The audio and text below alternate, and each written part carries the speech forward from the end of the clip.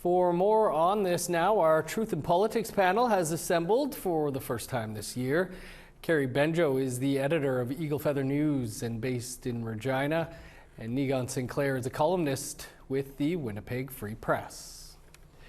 Carrie, Negon, Happy New Year to you. Thanks for being with us again. Happy New Year. Happy New Year. Carrie, we'll start with you. What are your thoughts about the police clearing the encampments out in Edmonton?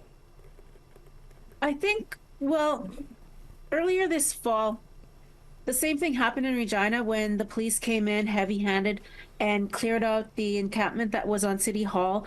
And the weeks passing, anytime an encampment was attempted, the police came in and tore it down. And I think there's this real sort of criminalization of those who are most in need. And I think that there needs to be a different approach, especially now with this cold snap.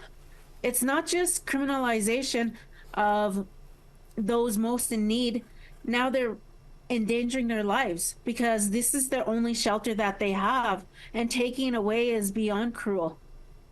Yeah, Negon, as Carrie mentions, this isn't just an Edmonton issue. We've seen it here in Winnipeg. We've seen it on the East Coast, the West Coast.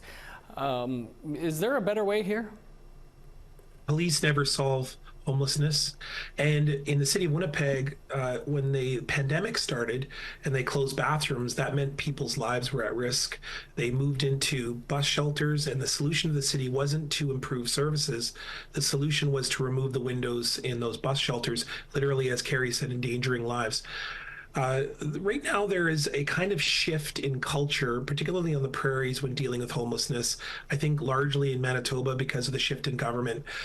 And that's involved opening up more Indigenous-run, community-based warming houses. In Nidinawaymak, for example, I wrote a column just recently about this. They've expanded now to 200 beds from 150, and they're doing that because these are solutions that are actually actively working. Carrie, the Alberta Public Safety Minister has said that action had to be taken to close down the camps, as you were mentioning the criminalization of the homeless here. He said these encampments have turned into gang-run drug camps that enable drug dealing, human trafficking, rape, crime, and violence. That's his quote. What are your thoughts on that? I think that he's coming from an approach where he hasn't been in these camps. He doesn't know the people. He hasn't been there. From what I know of those that are the most in need, the houseless, they tend to be the most kind people, the most generous, because they want others to survive because they know how hard it is. And for someone to come in from their perspective and say, oh, this is, a gang hub, and there's rape and there's crime and there's all these things happening.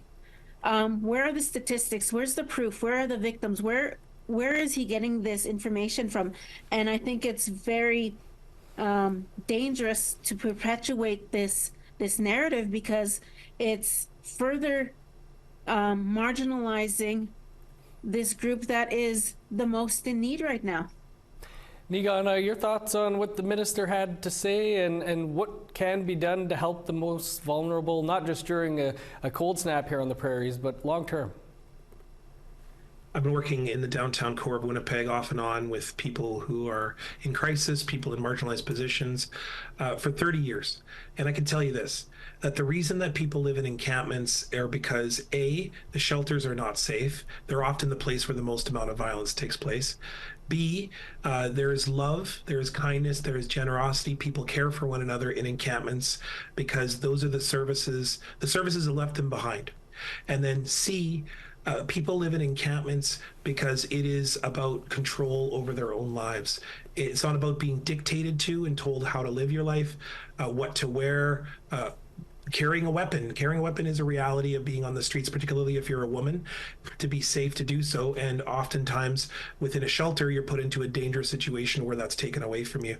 And the reality is that there is violence that does happen on the streets, but it is not in any way the kind of violence that that minister is talking about, who clearly has no idea what he's talking about, has no experience. And the fact is that what we need is less police. We need more mental health services. We need more community-based solutions. And most importantly, it needs to be led by the people themselves, who are trying to, in many ways, live those teachings that we have always lived, which is to care for each other, to be kind, and most importantly, to stay committed to each other.